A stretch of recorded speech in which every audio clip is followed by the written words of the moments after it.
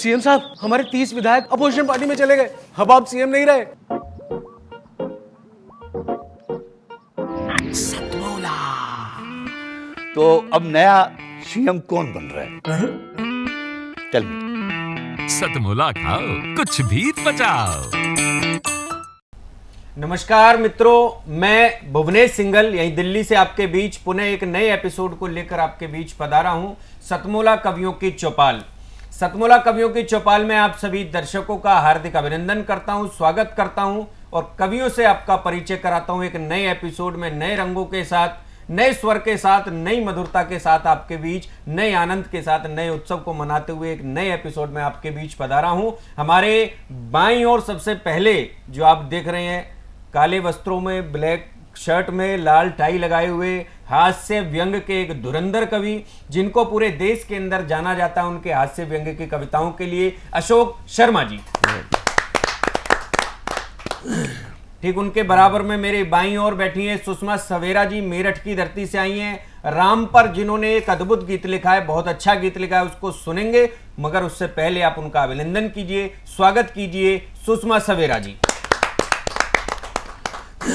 मेरे दाहिने ओर, ठीक दाहिने ओर बैठी हैं शुभम त्यागी जी, मेरठ की धरती से आप भी आई हैं। मेरठ की ऐतिहासिक नगरी जिसने क्रांति की ज्वाला को भड़काया और पूरे देश में क्रांति की एक ऐसी अलग जगाई जिसने देश को स्वतंत्रता दिलाई। उस नगरी से, उस क्षेत्र से हमारे बीच अपनी श्रृंगार की कविताओं को लेकर, हास्य की कविताओं को लेकर, संवेदनाओं की कविताओं को लेकर, व्यंग्य की भी कविताओं को लेकर और विभिन्न रंगों की नारी की कविताओं को लेकर, न जाने कितने रंग उनके अंदर समेटे हुए हैं। आप उनकी कविताओं को सुनेंगे तो निश्चित रूप से आनंद के गोते में, आनंद के सागर में गोते लगाएंगे। हमारे ठीक दाहिनी ओर मेरे चौथे कवि के रूप में हमारे बीच देश के बहुत वरिष्ठ कवि, जिनको हम लोग पूरे देश के अंदर राष्ट्रीय कवि के रूप में, गीतकार के जो रूप में जाने जाते हैं, जिनके मार्गदर्शन में न जाने कितने इस नई पीढ़ी के युवाओं ने बहुत कुछ सीखा और कलम को चलाना सीखा। ऐसे देश के बड़े साहित्यकार, बड़े गीतकार डॉक्टर जय सिंह आर्य जी हमारे बीच में उपस्थित हैं। डॉक्टर जय सिंह आर्य जी।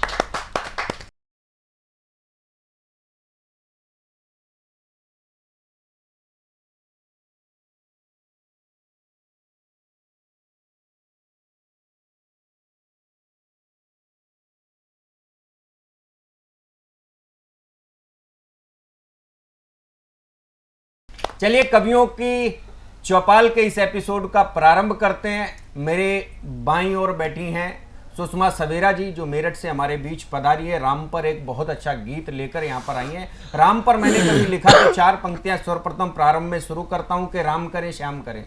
मैंने कभी कहा कि ये राम का राष्ट्र है और हमको राम से लेकर राष्ट्र तक की यात्रा को पूर्ण करना है, क्योंकि जब तक राम हमारे हृदय में नहीं होंगे तब तक इस राष्ट्र के प्रति राष्ट्रवाद की भावना का विस्तार शायद नहीं हो पाएगा। तब कहीं 4 पंक्तियां कहीं के राम करे श्याम करे, करे सब देवता ये, कि राम करे श्याम करे, करे सब देवता ये, मेरे इस देश का उद्धार कर दीजिए। राम करे श्याम करे, करे सब देवता ये, मेरे इस देश का उद्धार कर दीजिए। देशद्रोही, धर्मद्रोही, ऐसे सब पापियों का मेरे प्रभु राम संहार कर दीजिए और देश पे जो चोट करे और उनको सपोर्ट करे, ऐसे मीर जाफरों पे वार कर दीजिए, ऐसे जय चंदों पे वार कर दीजिए और भारत में छांट छांट शत्रुओं का शीश काट, अब के लड़ाई यार पार कर दीजिए। क्या बात, बहुत सुंदर। विचारधाराओं की लड़ाई इस राष्ट्र के अंदर चल रही है और उस विचारधाराओं की लड़ाइयों के बीच में यदि देश की नारी राम पर कविता लेकर आती है तो निश्चित रूप से एक सराहनीय पहल हो जाती है। मैं सुषमा सवेरा जी को आवाज देता हूं, आपकी जोरदार तालियां मिले इस कवित्री को। सुषमा सवेरा जी। सभी को नमस्कार। मैं अपना एक भजन आपके बीच रखती हूँ, आप सबको अयोध्या ले चलती हूँ जी। स्वागत है। चलो चलते अयोध्या में, करेंगे राम के दर्शन। वाह वाह वाह। चलो चलते अयोध्या में, करेंगे राम के दर्शन, करेंगे राम के दर्शन, प्रभु श्री राम के दर्शन, करेंगे राम के दर्शन, प्रभु श्री राम के दर्शन। चलो चलते अयोध्या में, करेंगे राम के दर्शन। क्या बात, वाह, वाह, बहुत वाह। अच्छे। मेरे सुख दुख मेरी तृष्णा, मेरे सुख दुख मेरी तृष्णा सभी है आपको अर्पण। मेरे सुख दुख मेरी तृष्णा सभी है आपको अर्पण। क्या बात है। सभी है आपको अर्पण। अंधेरों से निकल जाऊं, अंधेरों से निकल जाऊं, दिखा दो ज्ञान का दर्पण, दिखा दो ज्ञान का दर्पण। क्या बात। दिखा दो ज्ञान का दर्पण। अलौकिक रूप है तेरा, अलौकिक रूप है तेरा, विकल कैसे करूं अर्पण, विकल कैसे वाह, वाह। करूं अर्पण। बहुत अच्छे। करेंगे राम के दर्शन, प्रभु श्री राम के दर्शन।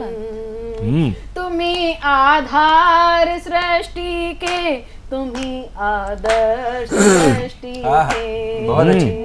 तुम्ही आधार सृष्टि के, तुम्ही आदर्श दृष्टि के, तुम्ही कण कण समाए हो, तुम्ही विश्वास हो मेरे, क्या बात। तुम्ही विश्वास हो मेरे, तुम्ही विश्वास हो मेरे। नहीं कुछ पास अब मेरे, नहीं कुछ पास अब मेरे, तुम्हें मैं क्या करूं अर्पण, वाह, वाह। तुम्हें मैं क्या करूं अर्पण। करेंगे राम के दर्शन, प्रभु श्री राम के दर्शन। कभी भिलनी के पैरों में दिखी है राम की भक्ति। क्या बात है। क्या बात है, वाह वाह। कभी भिलनी के बेरों में दिखी है राम की भक्ति, प्रभु भक्ति के कारण ही मिली केवट को है शक्ति, मिली केवट को है शक्ति, मिली केवट को है शक्ति। श्रद्धा में मैं पुष्पों के, श्रद्धा में मैं पुष्पों के अलावा क्या करूं अर्पण। क्या बात। करेंगे राम के दर्शन। क्या बात, बहुत सुंदर। बहुत अच्छे, बहुत अच्छे। जय हो, जय हो। जय श्री राम। जय श्री राम। गीत के माध्यम से पूरे अयोध्या की यात्रा आपने हमको कराई। मैं सुषमा सवेरा जी का हृदय से साधुवाद करता हूँ। जय श्री राम उनको बोलता हूँ कि एक बहुत अच्छे मकसद को लेकर उन्होंने गीत को लिखा। और जब हमने यात्रा की, अलौकिक यात्रा पर गए, आध्यात्म की यात्रा पर गए, इस जीवन को यदि पारलौकिक रूप से सफल बनाना हो, अलौकिक रूप से यदि सफल बनाना हो, तो निश्चित रूप से राम की बात हमको करनी होगी। मगर जीवन की लौकिक यात्रा को यदि हमको सफल बनाना है तो हमको राम के अतिरिक्त हास्य की भी बात करनी होगी। हास्य की दुनिया में लेकर चलता हूं एक देश का बड़ा कवि, लाडला कवि हमारे बीच में यहाँ पर उपस्थित है, डॉक्टर अशोक शर्मा के रूप में। स्वागत है भाई साहब, स्वागत। आज ज्यादा डॉक्टर आ गए। ज्यादा ही डॉक्टर आ गए।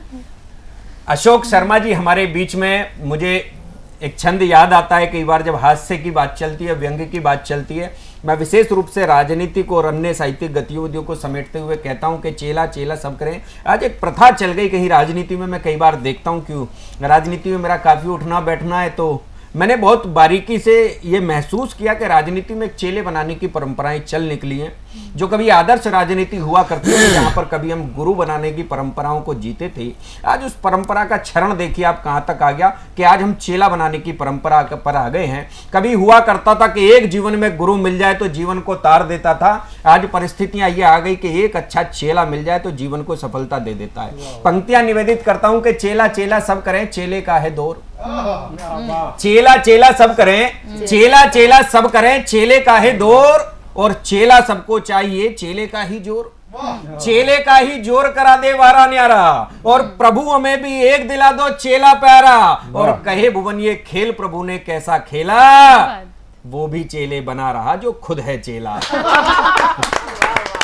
तो ऐसी परंपराएं जब राजनीति में आई तो हास्य के कवियों ने, व्यंग के कवियों ने इस पर प्रहार करना शुरू किया, प्रारंभ किया। और जब प्रारंभ किया तो आपके हृदय तक उन्होंने हंसी पहुंचाने का कार्य किया। ऐसे ही हमारे अशोक शर्मा जी हमारे मध्य में, यहीं दिल्ली में रहने वाले, दिल्ली में निवास करने वाले ने जब हास्य की लेखनी पर कलम चलाना शुरू किया, लेखनी चलाना शुरू किया, तो देश में हास्य की फुहार को बिखेरा। मैं अशोक शर्मा जी को आमंत्रित करता हूं, आपकी जोरदार तालियां मिले अशोक शर्मा जी।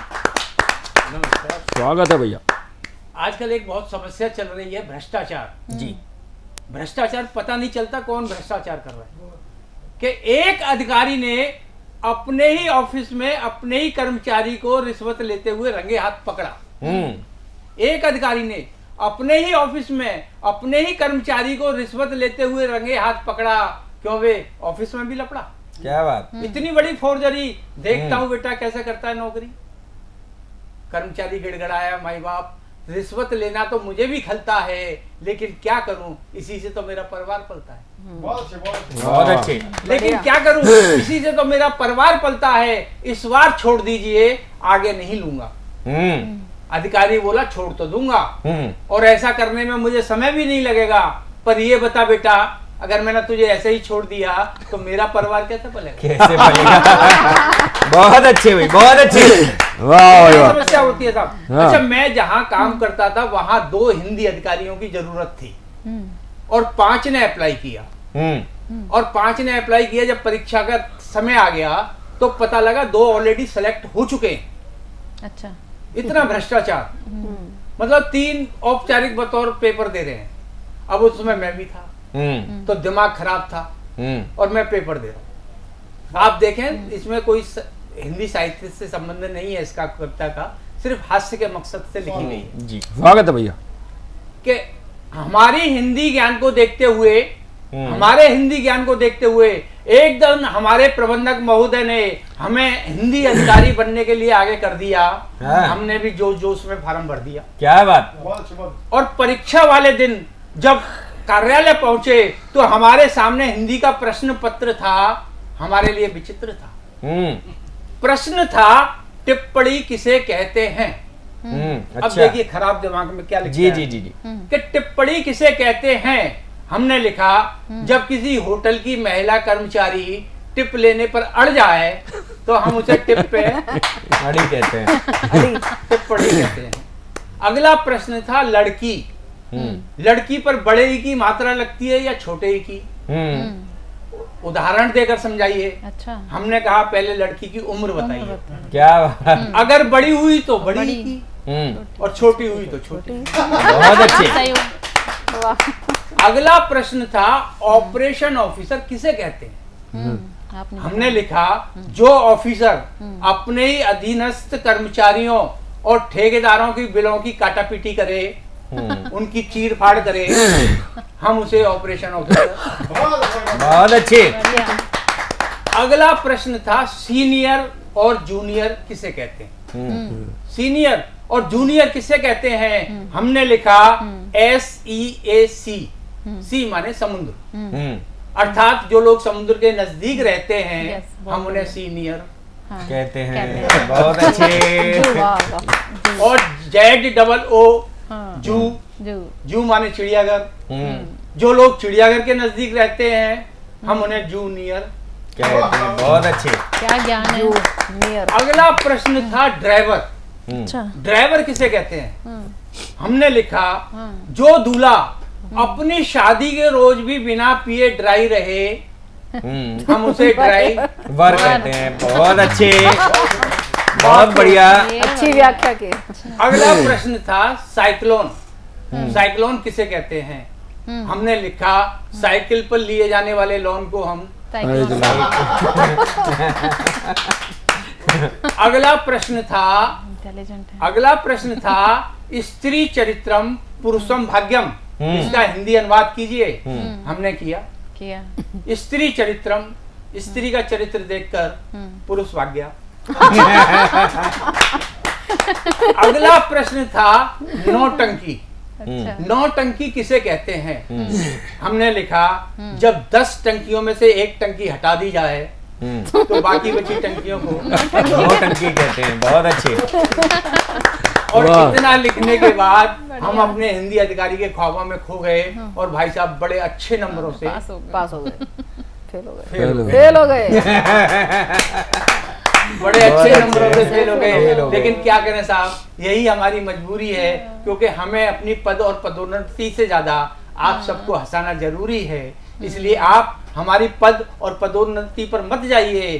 कविता खत्म हुई, ताली हो जाएगी। क्या बात, बहुत सुंदर। बहुत अच्छे अशोक शर्मा जी। भले ही हमारे पद पर रहते हुए विफल हो गए हो, फेल हो गए हो, मगर अपनी कविता में निश्चित रूप से पास हो गए। जो हंसाने का लक्ष्य उन्होंने लिया था उसमें निश्चित रूप से पास हुए हैं। और हंसी के माध्यम से, हास्य से निकलकर अब मैं चाहता हूं कि देश की एक ऐसी कवित्री को आवाज दूं।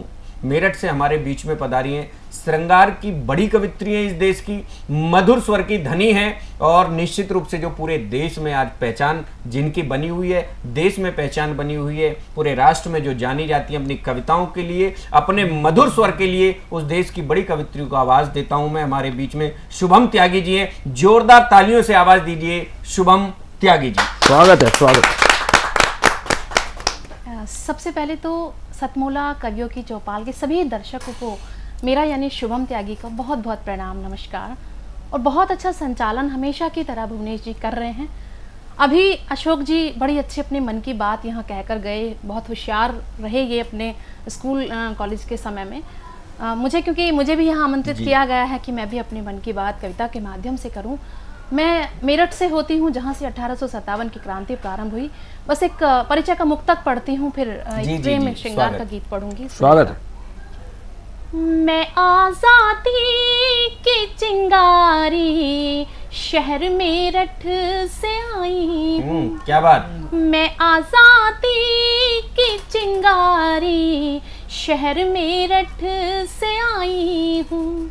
मोहब्बत की मैं बदली हूँ, मैं दीवानों पे छाई हूँ। मोहब्बत की मैं बदली हूँ, मैं दीवानों पे छाई हूँ। शुभम है नाम मेरा, मैं मोहब्बत की पुजारन हूँ। शुभम है नाम मेरा, मैं मोहब्बत की पुजारन हूँ।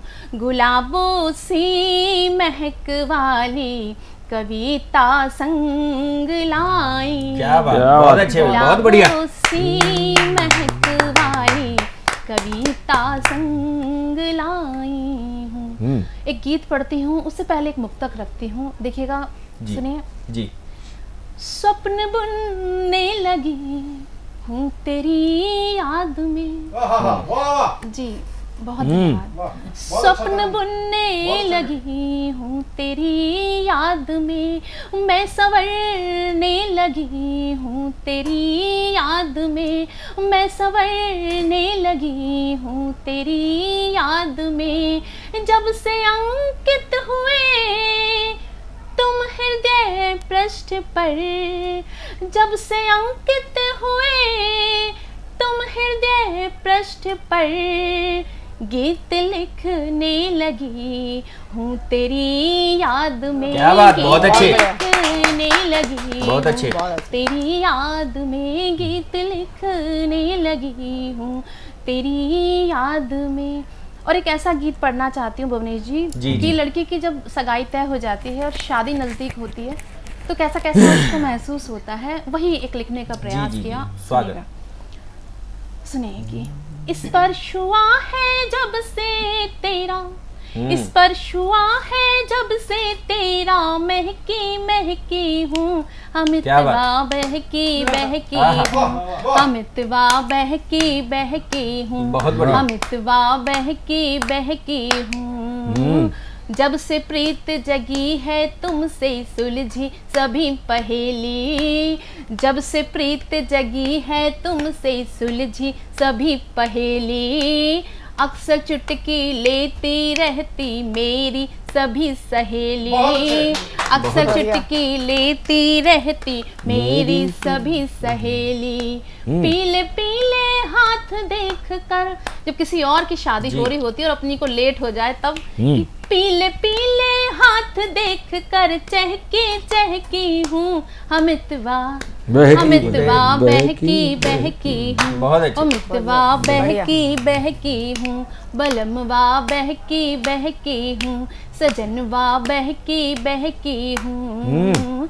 मन को भिगो चुकी है तेरी यादों की एक सलवट, मन को भिगो चुकी है तेरी यादों की एक सलवट, निंदिया रानी रूठ चुकी है लेती रहती करवट, निंदिया रानी रूठ चुकी है लेती रहती करवट, तोड़ दूं सारे और बंधों को, तोड़ दूं सारे और बंधों को, दहकी दहकी हूँ, क्या बात, अमितवा बहकी बहकी हूँ, अमितवा बहकी बहकी हूँ, बलमवा बहकी बहकी हूँ। और इस गीत में इस उस उम्र का जिक्र किया है कि जिसको भी वो उम्र याद आ जाती है वो बहकी जाता है। तब कहती हूँ सुषमा जी, स्वागत है।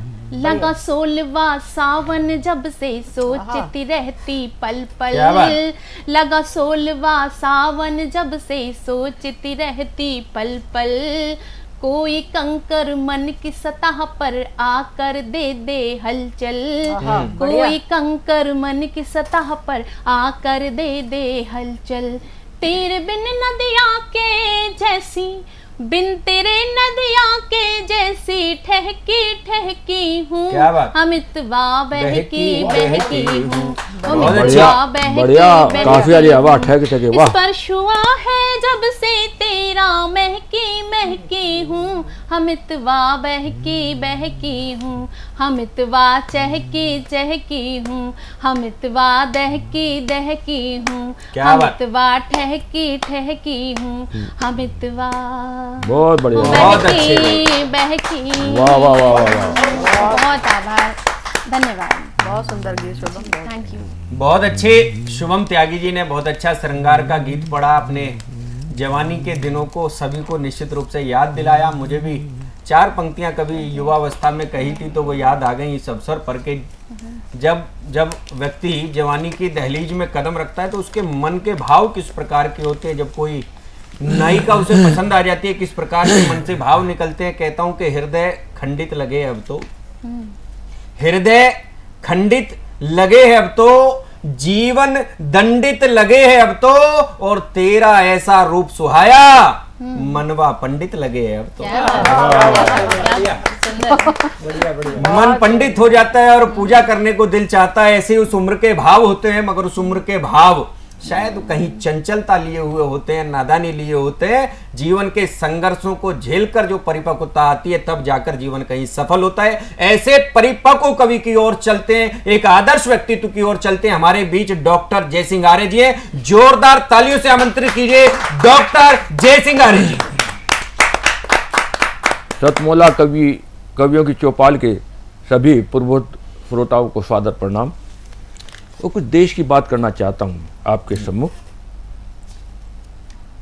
पिछले सालों में हमारे देश की सीमा पर हमारे दुश्मन ने कुदृष्टि गड़ाई हुई है। मैं 4 पंक्तियां कहना चाहता हूं जी अपने दुश्मन के लिए। आंखें दिखाएगा तो आंखें फोड़ देंगे हम। क्या बात। रण में तेरी उम्मीद का मुंह तोड़ क्या बात, क्या बात, बहुत अच्छे, बहुत सुंदर। ये देश पहले वाला देश मत समझना तू। क्या बात, क्या बात। पहले वाला देश नहीं है, बिल्कुल। 62 वाला देश नहीं है जी कि सफेद कबूतरों के साथ साथ अपनी जमीन को भी उड़ा दे। ना पहले वाला प्रधानमंत्री है। आंखें दिखाएगा तो आंखें फोड़ देंगे हम। रण में तेरी उम्मीद का मुंह तोड़ देंगे हम। क्या बात है। ये देश पहले वाला देश मत समझना तू, वाह। तुझको तेरी ही मांद में झिंझोड़ दे। बहुत अच्छे भाई, बहुत बढ़िया आर्य जी। तो आंखें फोड़ देंगे हम। क्या बात। और गलवान में क्या हुआ पूरी दुनिया ने देखा। हमारे 20 सैनिक शहीद हुए, हमें बहुत दर्द हुआ, मगर हमारे रणबांकुरों ने 20 के बदले 50 को ठोका। हमारे रणबांकुर ये कार्य एक बार नहीं बार बार करना पसंद करेंगे। 4 पंक्तियां देखें।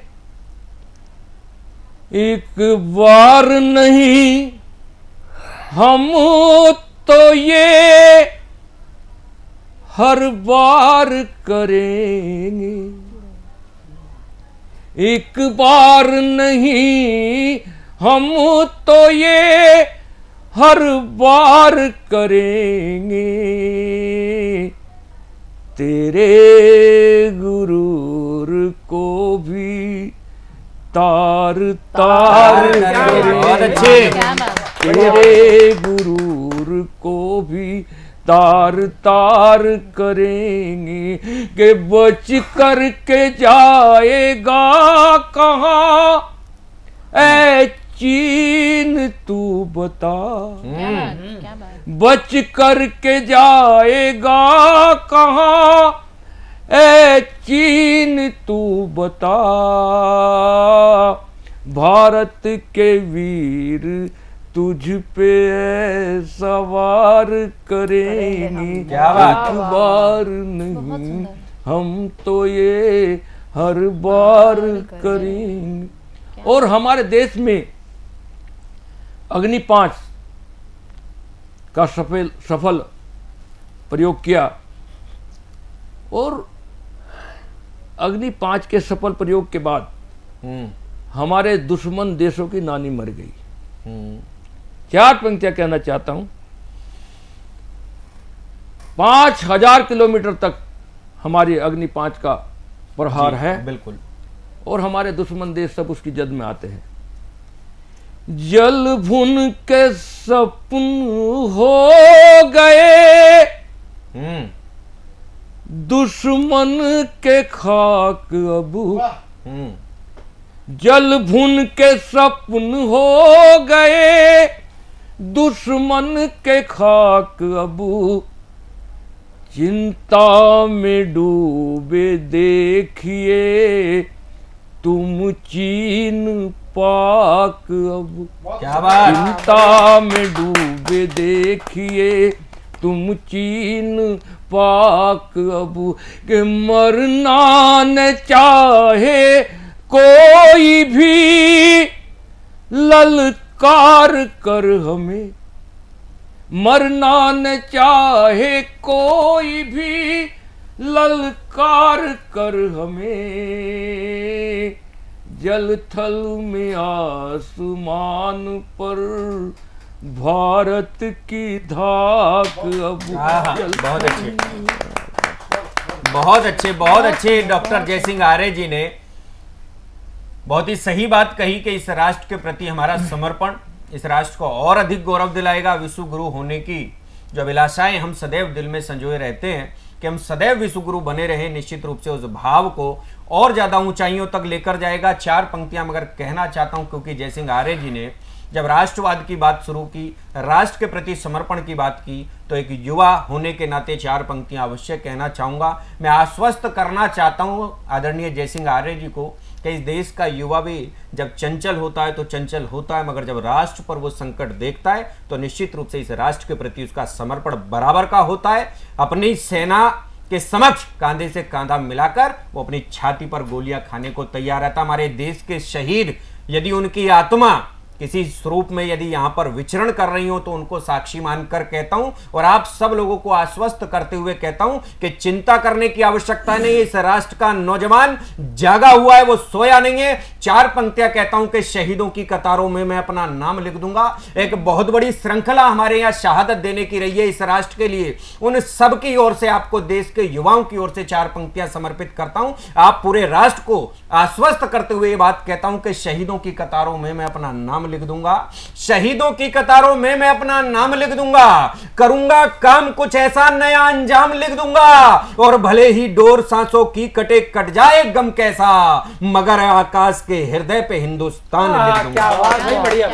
वाह भाई वाह। बहुत खूब। और इन्हीं पंक्तियों के साथ लेते एक छोटा सा विराम। तब तक लीजिए आप सतमोला खट्टी मीठी गोलियों का चटकारा। मिलते हैं ब्रेक के बाद दोबारा।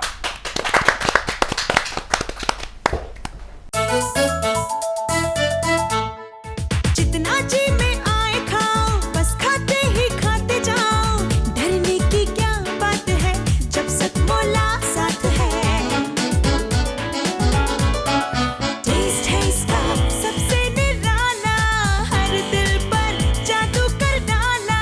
स्वाद स्वाद में जमकर खाया, सतमोला ने खूब बचाया। खाने से डरता है क्या? सतमोला। नमस्कार, सतमोला कवियों की चौपाल में एक बार पुनः कमर्शियल ब्रेक के बाद आपका स्वागत है। सतमोला कवियों की चौपाल, आपकी अपनी चौपाल। सतमोला कवियों की चौपाल में अब मैं जिन एक उम्दा शायर को मैं आपके सामने प्रस्तुत करने जा रहा हूँ, वह हमारे बहुत ही पुराने हमारे साथ जुड़े हुए शायर हैं और देश के नामचीन शायरों में से जिनका नाम होता है, उनका नाम होता है अरुण साहिबाबादी जी।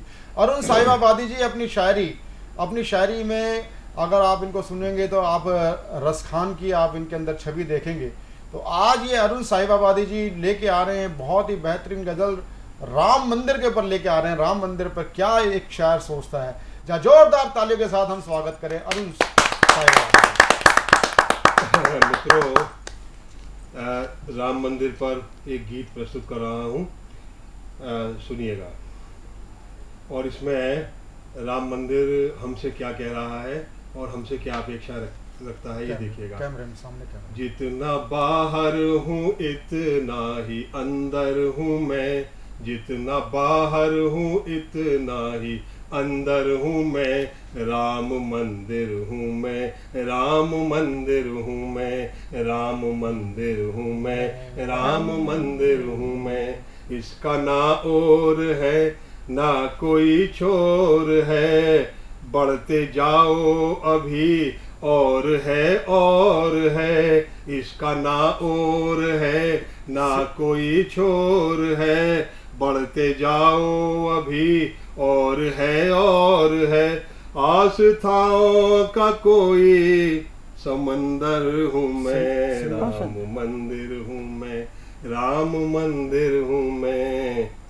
अपने हाथों से इसने बनाया मुझे, अपनी मेहनत से उसने सजाया मुझे।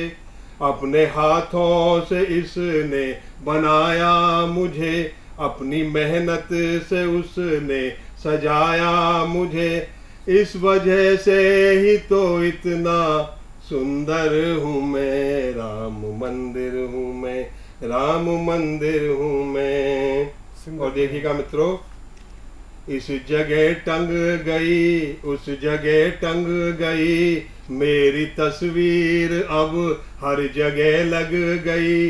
इस जगह टंग गई उस जगह टंग गई, मेरी तस्वीर अब हर जगह लग गई।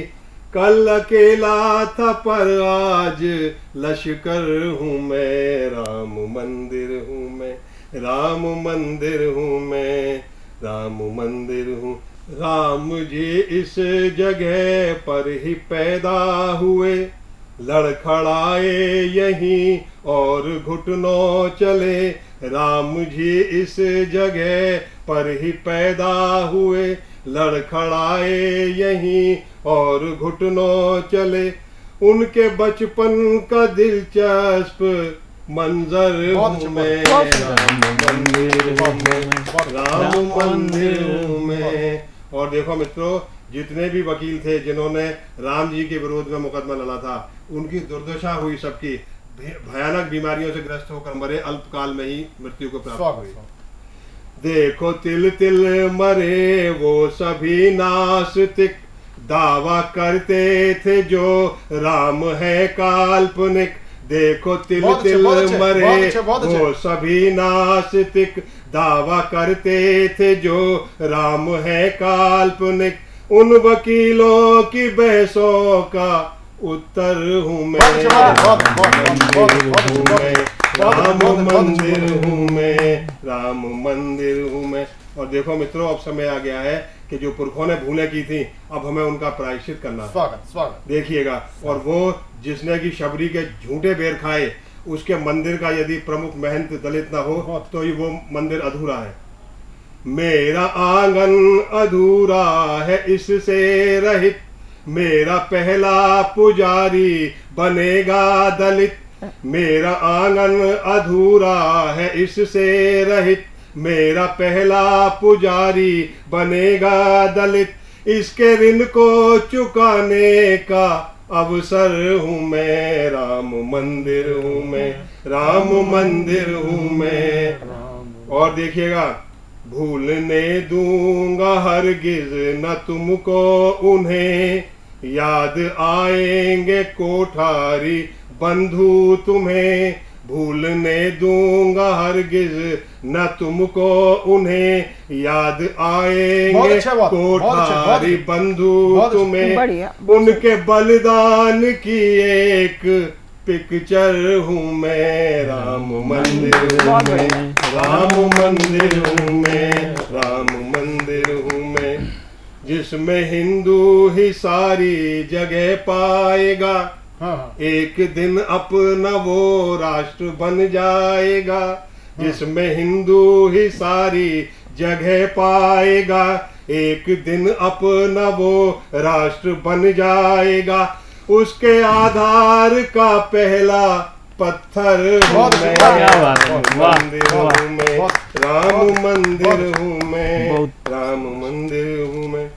राष्ट्र हिंदू बनेगा तो छा जाऊंगा, मुस्लिमों से सुरक्षा मैं पा जाऊंगा। राष्ट्र हिंदू बनेगा तो छा जाऊंगा, मुस्लिमों से सुरक्षा मैं पा जाऊंगा।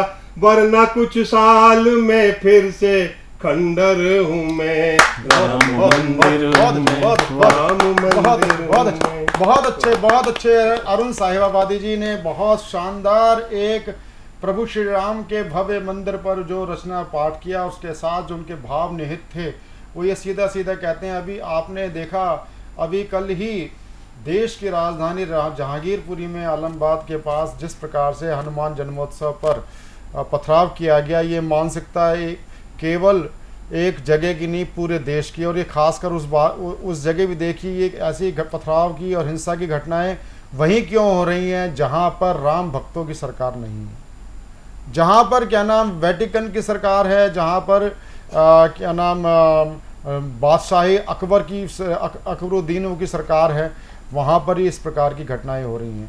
तो इसके लिए चिंतन करना पड़ेगा कि हमारे जन्मोत्सव, प्रभु श्री राम के जन्मोत्सव हो, चाहे रामनवमी का जन्मोत्सव हो, चाहे हनुमान जन्मोत्सव हो, इस पे पथराव की घटना सिद्ध करती हैं कि इनको देश को एक बुलडोजर बाबा हर प्रदेश में चाहिए। तो बड़ा जोरदार ताली के साथ हम उनका स्वागत कर रहे हैं अरुण साहिबाबादी जी का। अरुण साहिबाबादी जी के बाद अब मैं जिन एक कवित्री, वरिष्ठ कवित्री हमारे बीच में है, उन कवित्री का नाम होता है उमा गिडलियाल। उमा गिडलियाल जी आज हमारे बीच में श्रीनगर से हमारे बीच में पधारी हैं, उत्तराखंड श्रीनगर से। बहुत ही आपका हार्दिक स्वागत है। आपके लिए मैं दो पंक्तियां निवेदित करना चाहूँगा। दो पंक्तियों के साथ आपको मैं आमंत्रित करना चाहूँगा।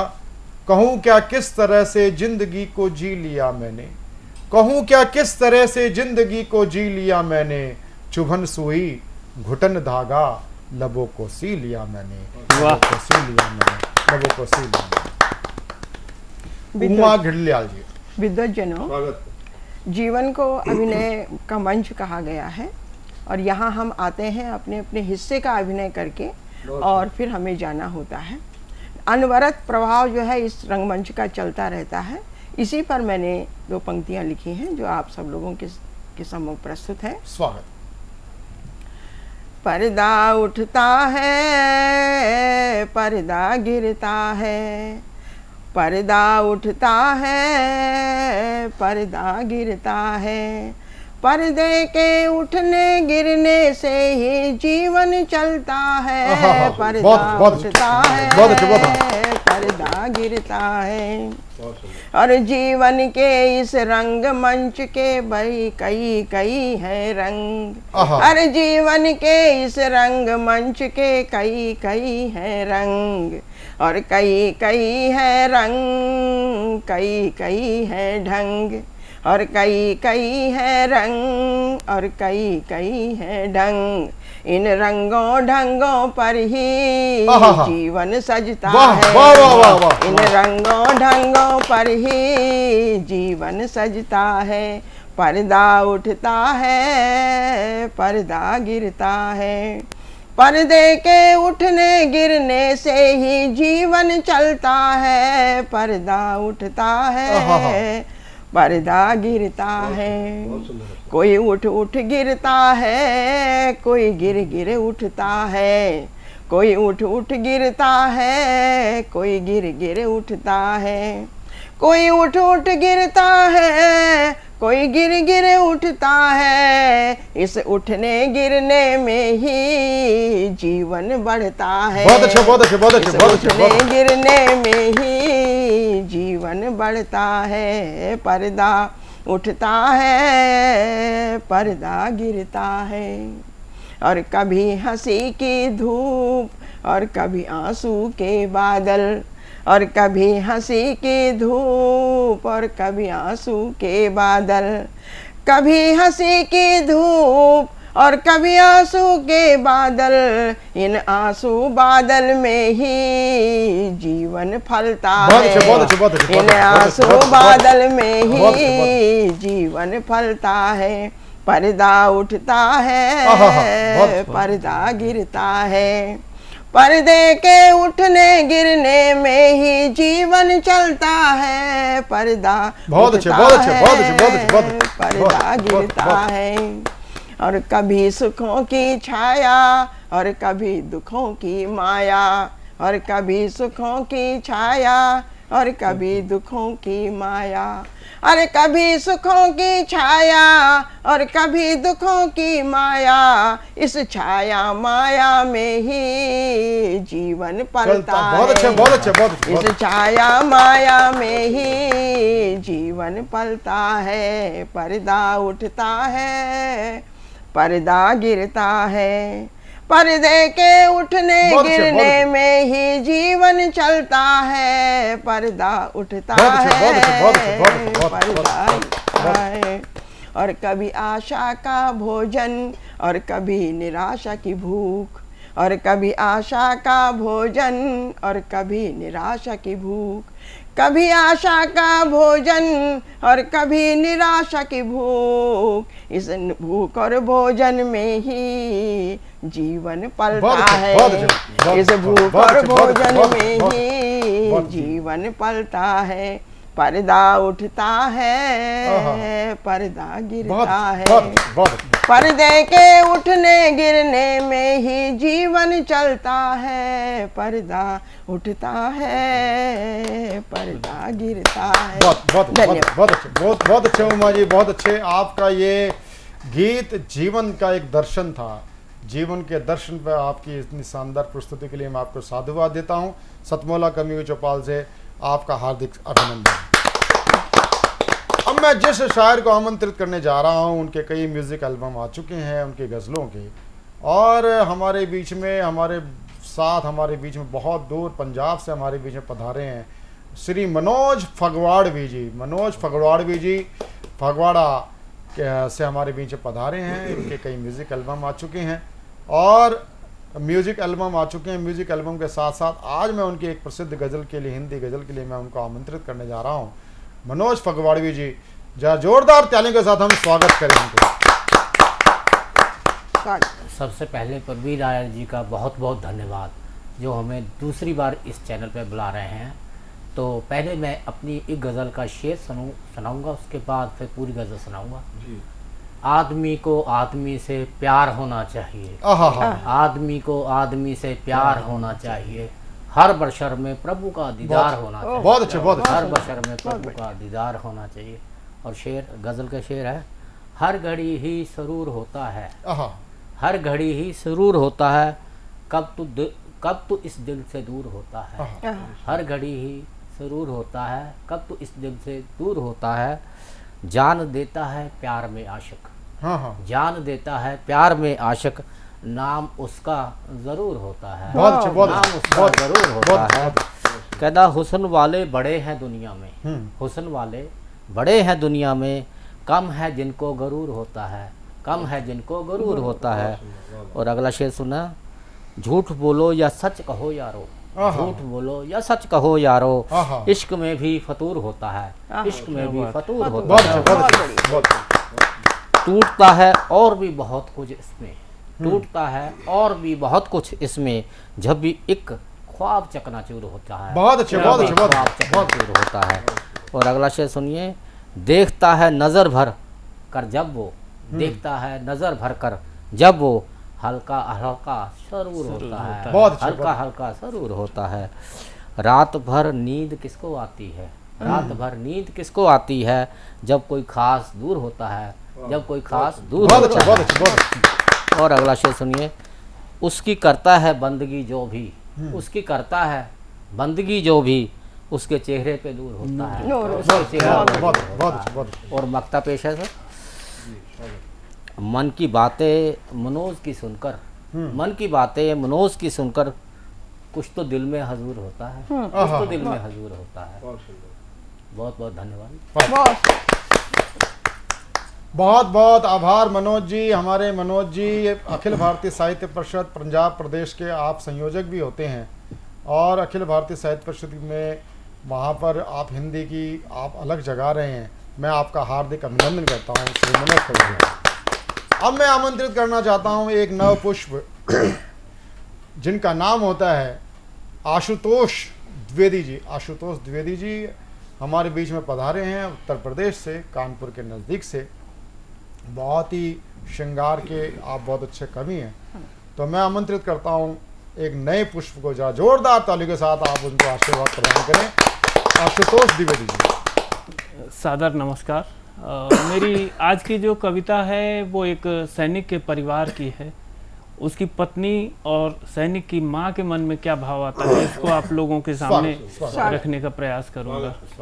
मेरा यार तिरंगा लाया, मेरा यार तिरंगा लाया, मांग हुई सुनी तो क्या मेरा प्यार तिरंगा लाया, दिलदार तिरंगा लाया।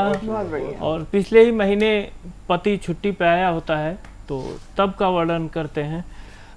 पिछले महीने साथ था मेरे, पिछले महीने साथ था मेरे, कहने लगा सौभाग्य है मेरे, भारत माँ की सेवा में हूँ, इस धरती का निगहबान मैं हूँ। मैं न रहूं अफसोस न करना, आँखों से ना निकले झरना, हिम्मत से मुस्कान तुलाना, जनगण मन तू मुझे सुनाना। अब इसके बाद पत्नी का जो स्थिति होती है उसको आप लोगों के सामने रखने का प्रयास कर रहा हूँ। यह सुनकर मैं चुप हो बैठी, आंखों से यूं निकले मोती, पर मुझको अफसोस नहीं था, गर्वित हृदय संतोष था। मैंने उसका माथा चूमा, प्यार हो गया मेरा दूना। तब के गए तुम अब आए हो, वादा पूरा कर आए हो। ऐसा लोग कहाँ हैं करते, मातृभूमि पर सब ना मरते। शपथ वो पूरी करके आया, 3 रंग की चूनर लाया, मेरा प्यार तिरंगा लाया, दिलदार तिरंगा लाया, अभी लगता है पास हो मेरे, हाथों में है हाथ वो तेरे, आंख में है तस्वीर तुम्हारी, तू मेरा प्यारा मैं तेरी प्यारी। बहुत अच्छा। फिर जन्म मिले तो तुझ संग हो, इस जीवन में तेरे रंग हो, ये जीवन धन्य हुआ प्रियतम, जो मैंने तुझको पाया, मेरा प्यार तिरंगा लाया, दिलदार तिरंगा लाया। अब आपके सम्मुख माँ के मन में क्या भाव होता है वो रखता हूँ। मेरा लाल तिरंगा लाया, प्यारा लाल तिरंगा लाया, धन्य हुई ये कोख हमारी, अमर हुई संतान हमारी, मेरा लाल तिरंगा लाया, प्यारा लाल तिरंगा लाया।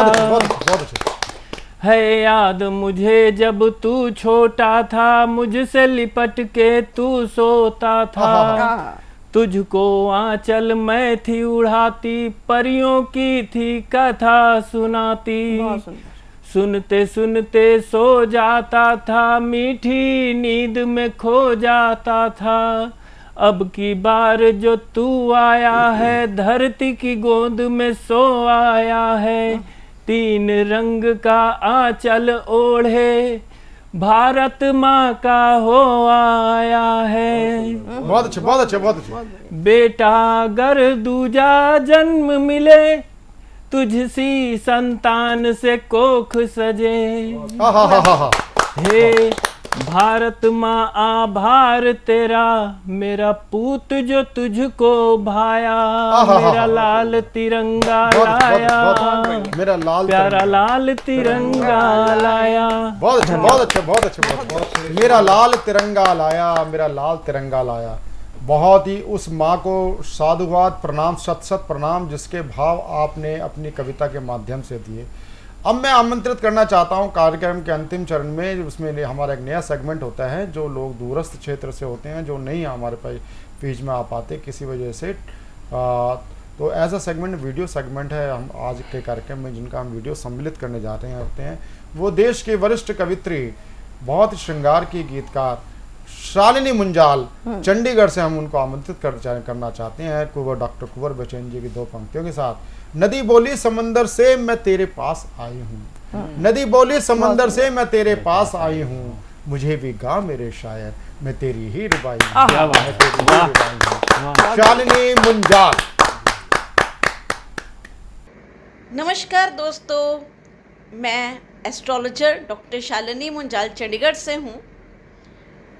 कोट्स लिखना और छोटी छोटी कविताएं लिखना मेरा एक पैशन है, जिसे मैं रोज़ थोड़ा थोड़ा लिखती हूँ। रोज़ कोई कोट, छोटी कविता, रोज़ मेरी कोशिश रहती है कि मैं एक ज़रूर लिखूँ। हर चीज़ अपने स्वाद से अच्छी लगती है।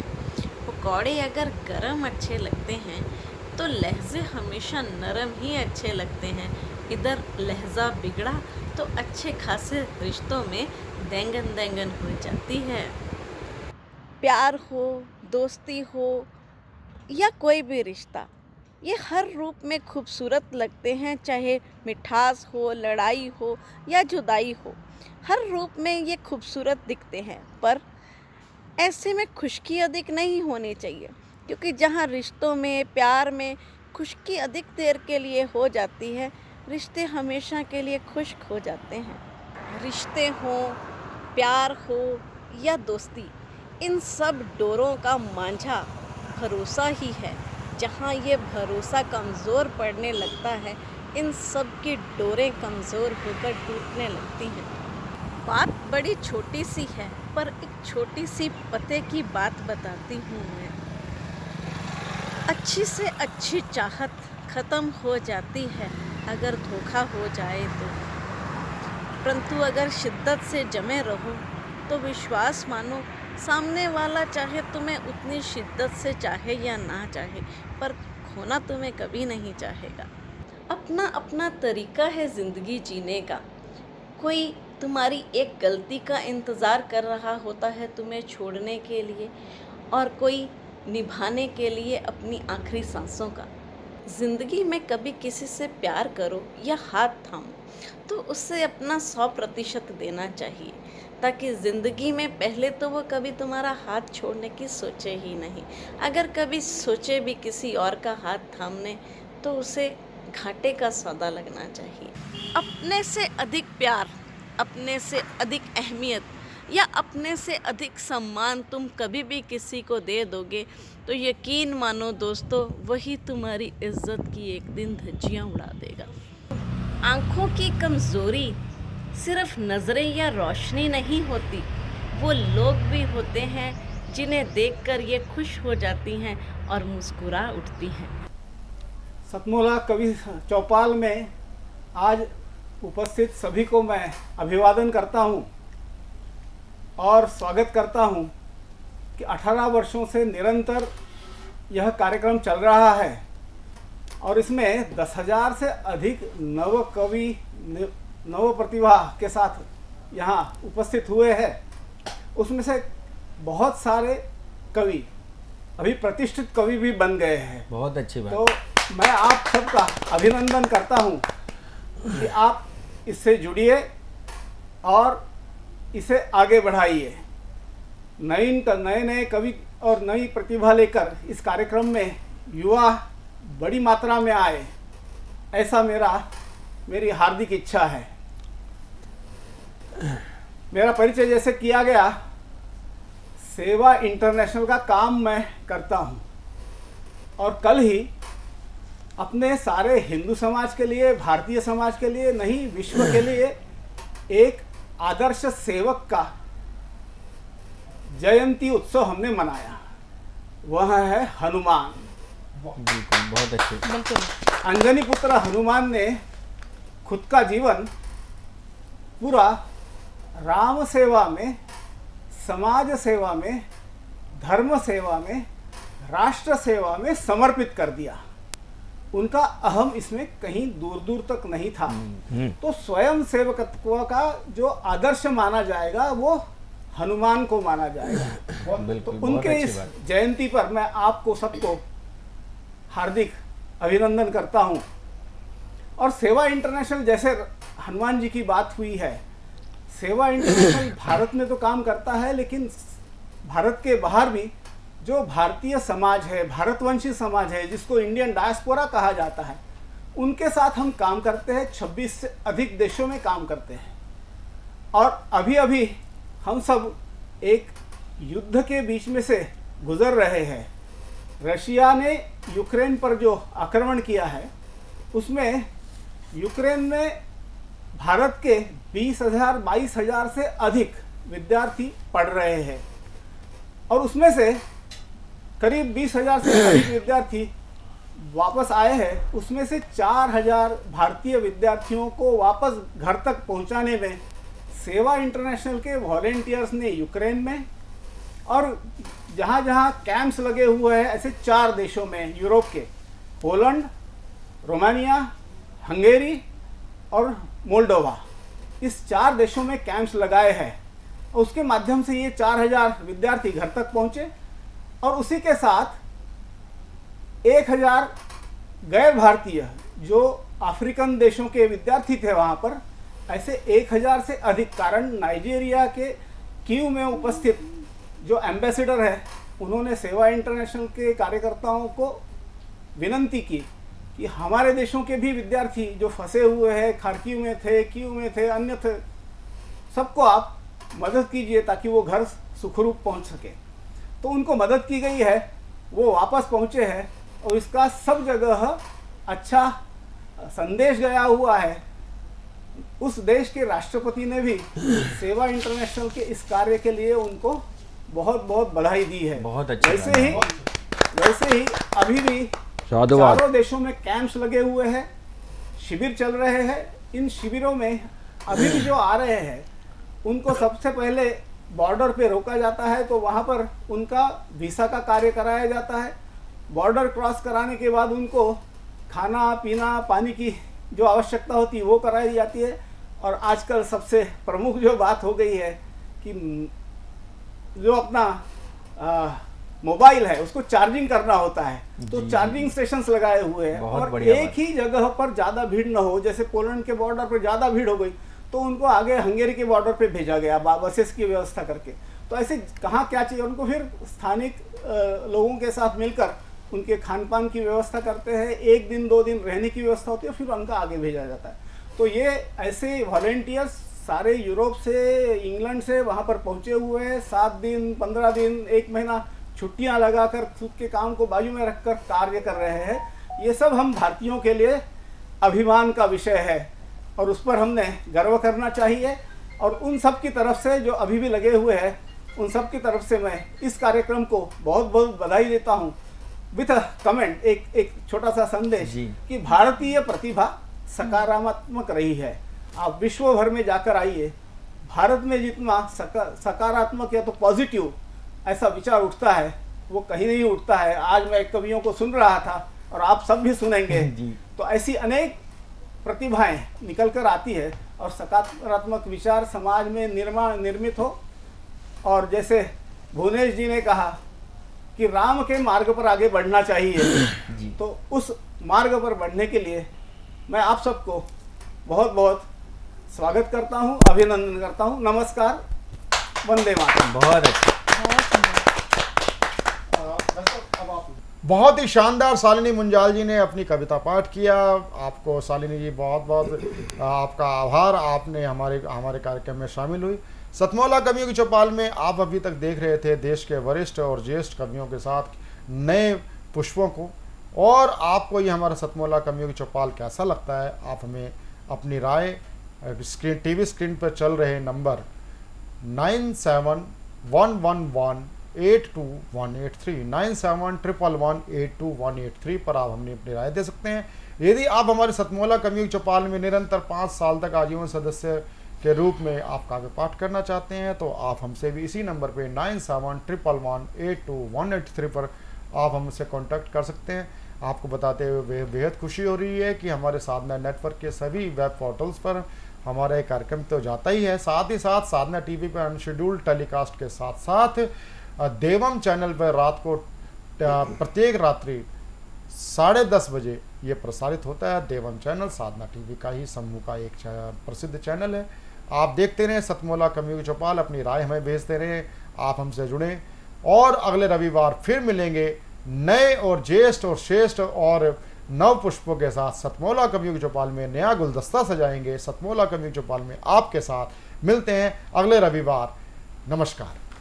मेरे दाहिनी ओर बैठे हैं नीरज गुप्ता जी, जिनका परिचय यदि देने लगूं तो शायद एक बहुत लंबा परिचय हो जाएगा, एक पूरा एपिसोड चला जाएगा। बहुत छोटे में, बहुत संक्षिप्त में उनका परिचय देता हूं। स्पीडवेल ग्रुप जो देश का एक अग्रणी ग्रुप माना जाता है व्यापार जगत में, जिसने एक बड़ा नाम हासिल किया है पूरे देश में, जो जाना जाता है, आज उसके मैनेजिंग डायरेक्टर है आप नीरज गुप्ता जी। और सबसे बड़ी बात हम सब लोगों के लिए हर्ष का विषय, बहुत सारे क्षेत्रों से जुड़े हुए हैं, चाहे आप उसको फिल्म इंडस्ट्री से ले ले, बहुत सारी फिल्म इंडस्ट्री में इन्होंने बहुत सारी फिल्में बनाई। अभी एक इनकी बड़ी बहुत ही प्रसिद्ध फिल्म जो मैंने स्वयं उसको देखा, बहुत सारे उसके एपिसोडों को हिस्से में टुकड़ों में इसको जो मैंने अभी देखा इनके मोबाइल पर, जग्गू की लालटेन एक नई फिल्म आने वाली है जिसमें आप इसमें एक भूमिका में भी, महत्वपूर्ण भूमिका में भी हैं। ऐसी बहुत सारी फिल्मों के बनाने वाले और इन सबसे अधिक खास बात जो है जन सेवा से जुड़ा हुआ एक ऐसा व्यक्तित्व, समाज सेवा से जुड़ा हुआ एक ऐसा व्यक्तित्व जिसने दिल्ली के अंदर एक ऐसी आदर्श छाप छोड़ी समाज सेवा में।